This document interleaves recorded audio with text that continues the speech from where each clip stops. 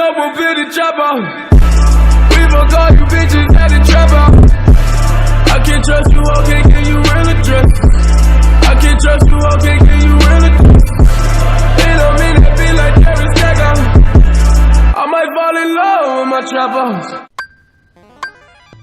Hello everybody out there on YouTube, this is your man Shadow Stick and I'm back on the mic, but I have my boy Aliahsan here to spit some hot Farraga with me. Say what's good, my boy.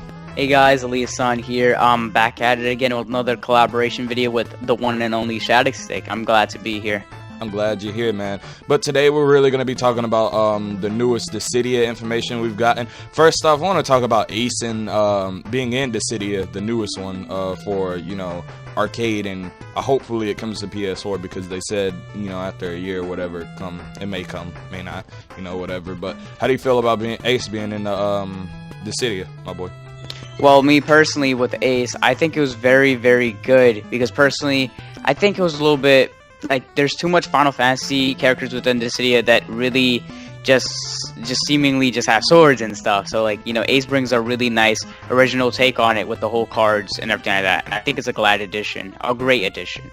Yeah, I feel the same way, and on top of that, I like the fact that he's more of a ranged character. Because of this, like, it makes me want to use him because I'm a spammy, you know, campy type of person in fighting games in general. On top of that, I like that they're adding, you know, characters that are from non-numbered games, though, you know, in Japan it's called Agito 13 because, you know, it's part of this Fabula Nova Crystallis' series. I think this kind of opens the door for Final Fantasy characters that are not from the main numbered games in the franchise. I really like that they added them because of this.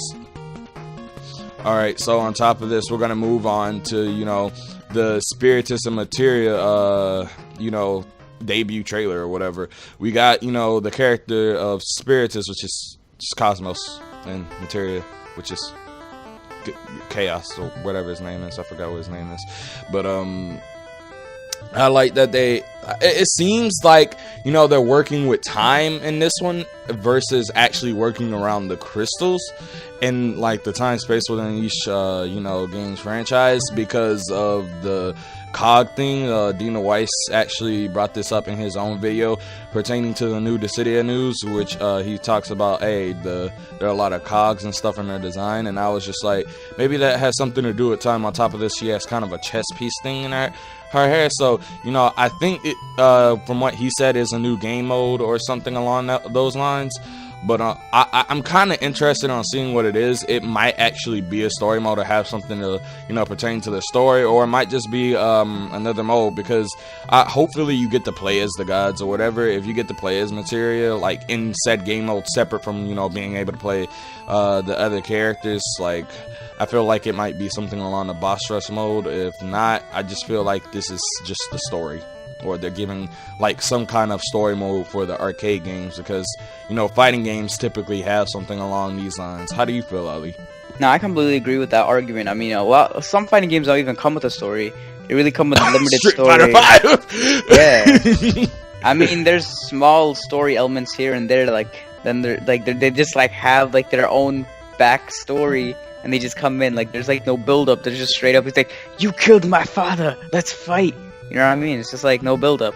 But like that's what Dissidia is like known, you know, for being like the Final Fantasy Street Fighter-esque kind of game. Nah, I feel like that's such an IGN type of comment. But yeah. Don't rip into Ali after this, guys. Oh my god.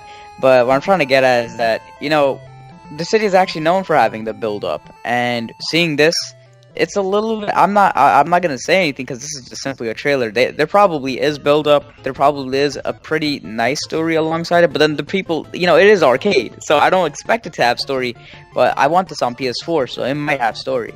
So there's two sides of the spectrum you have to really look at, and I greatly appreciate it if it does. I'll greatly appreciate it if it does have a story and build up, but they don't really need to showcase all that stuff. I mean, Dissidia, face it, the fans all love it not because of the story, but it's because of its interactivity with if that is a word, with all the Final Fantasy characters, you know, from different universes together, and as well as the great phenomenal fluid battle system, and that's what I'm seeing. Yeah, exactly. Like, you just want to play as your favorite Final Fantasy character, beat up Cloud, and then, go walk off at the end of the day, do something else, go make something out of your life, and then beat up Cloud again later that day. But on the real, Dissidia has convoluted stories, but I do appreciate the fact that they, actually try to come up with something, unlike the past few Sonic games. But, we're done talking about this. We're going to talk about, Dissidia Final Fantasy Opera Omnia, which is, the one Final Fantasy game on mobile we have all been asking for. This is not Brave Exvius. This is not all the bravest. I said all the bravest. All the bravest. This is what we've actually always wanted, where you get to choose, and basically it seems like any of your favorite Final Fantasy characters across, like, the entire timeline of each game's, mini franchise or whatever, or mini, like, game line or whatever. And this has me hyped, because this is the mobile game I've always wanted. Like, we got Final Fantasy, like, Dimensions or something like that, but that wasn't the Final Fantasy game on mobile that we wanted. We wanted this. This is something along, like, the lines of, I would say, like, Brave, the 3DS game, like Brave Explorers or something like that. It's something along those lines, but it's turn-based. It kind of looks like it has, like, the system from 10 in there a little bit. But, Ali, how do you feel about it? I mean, I looked at that trailer. I don't know. I kind of glazed over it. That's the thing. Like, I didn't know what. Like, I didn't get the hype that you kind of described from there. I mean, this is the one with the chibi characters, right? Yeah. That for mobile, right? Yeah, I seen that. I'm like, I really glazed over it. And I saw, like, the whole, like, team stuff. I really just glazed over a bunch of the mobile games because I got fucked over by Square too much. Brave Exvius is fun, but, like, I kind of got bored of it after. Yeah, just don't get me wrong, exactly. Soundtrack is fucking phenomenal. That's the only reason why I play that game sometimes, just for the soundtrack. Kingdom Hearts She was a bust for me. A lot of the mobile games Square Enix released, like, it doesn't give you that. I think I'm just like, I'm huge on, like, content, and just, like, it has to get, like, there's only so much you could do with, like, a fucking interface with the phone. So I guess I have too of a high expectation, and I kind of glazed over this one, but I might check it again. Yeah, I know how you feel, because, like, when Mobius Final Fantasy dropped, the game, it was just kind of getting to the point where it was becoming a grind fest. Mobius Final Fantasy was like, it's good in its own right, and, it has a good combat system, but there was only so much they did with the system. Something along the lines of, like, this, where it's an actual true turn-based RPG, I feel like they can do a lot more with it, you know what I mean? Like, it's not limited to what, you can really do. Mobius Final Fantasy, they were just basically making the game look really pretty.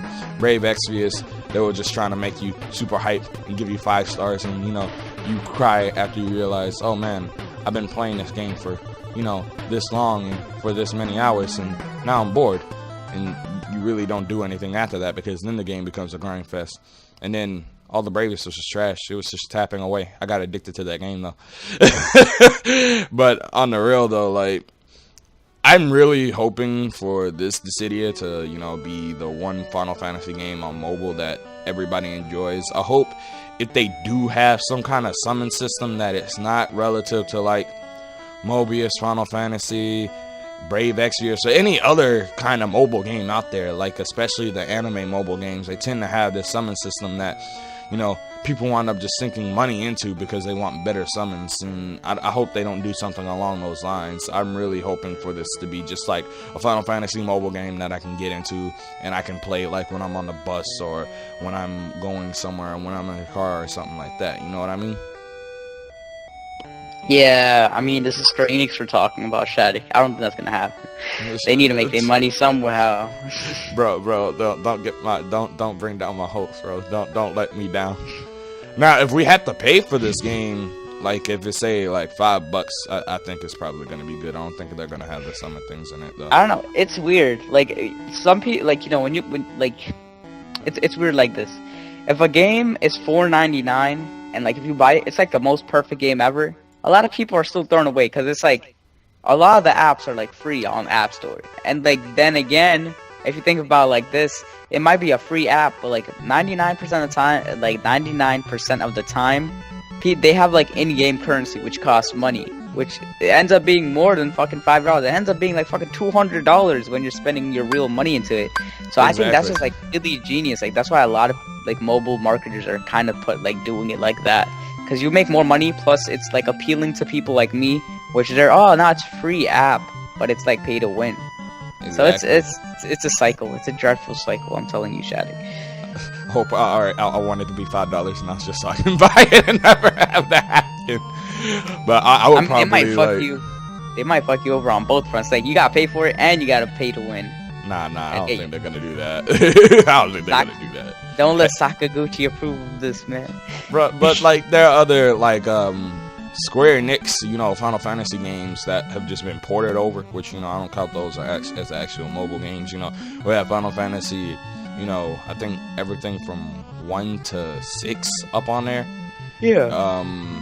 Actually, I think 7's up there too. I think 7 and 8 are both on there too. 9 is on, I think Android, right? Yeah, 9 is on there too. So like everything from basically 1 to 9 is on Android right now, and they don't do anything but make you pay and you get the experience you want. I think it's possible to get FF10 on a phone if they have enough space. Because I think it can run it. Actually, you know what? I just remembered. Final Fantasy 13 is on mobile.